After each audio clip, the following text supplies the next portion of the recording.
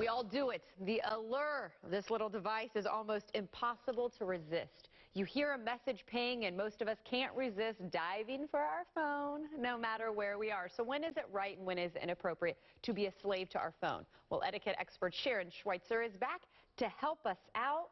Sharon, it's been a while. We're so glad to see you, though. How are you? Thank you. I'm doing well. How are you, Natalie? I am great. Thank you for coming in today and talking about this, because this is a debate in our house right now. My toddler already knows how to pick up the phone and kind of does one of these like swipey things with it. And then I yell at my husband because I'm like, it's your fault. You're on the phone too much. I know a lot of families are having this debate, so please help us out.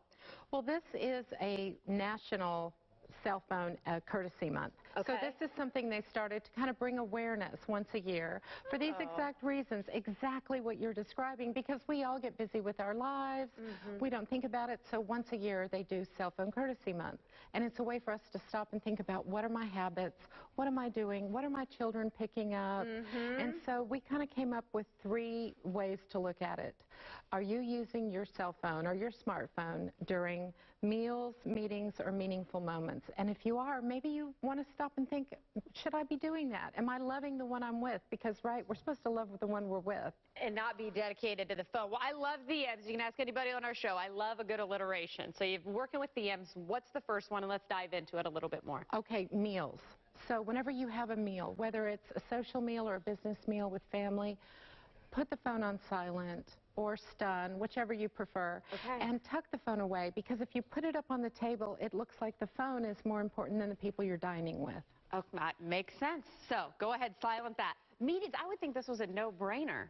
You would be surprised at the number of people who will come into a meeting and hold the cell phone down here and look at the cell phone while they're listening to the meeting, looking around, and then... Is that what happens at our weekly meetings? I don't know. I'm looking around here. Okay, so that obviously, don't hide that. You don't want to get busted. So silent, same kind of thing? Yes.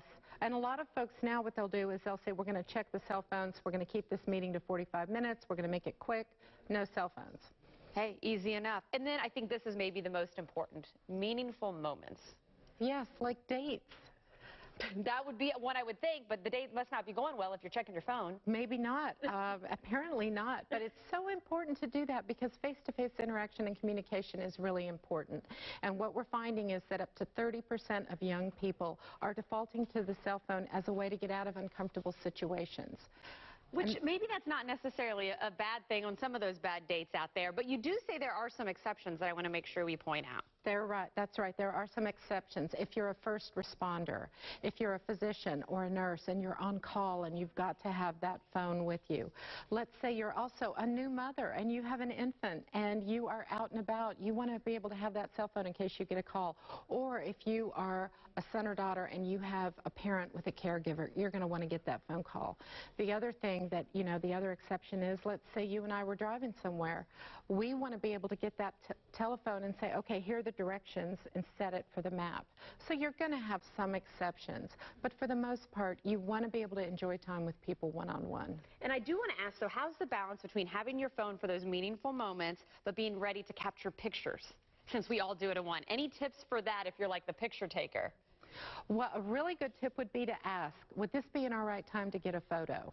Or wait until everyone finishes. Either do it right at the beginning or right at the end. That way you don't interrupt the flow of the meal or the event. That's good. That's good. And of course, you always got to have the phone down when it comes to driving, we want to point out. Sharon, where can people go for more information if they want to maybe share the things we've learned today with their significant other, as my case might be? Where can people go? Well, people can go to my website, which is SharonSchweitzer.com, or they can also look for my book, which is available at Amazon.com. Good stuff.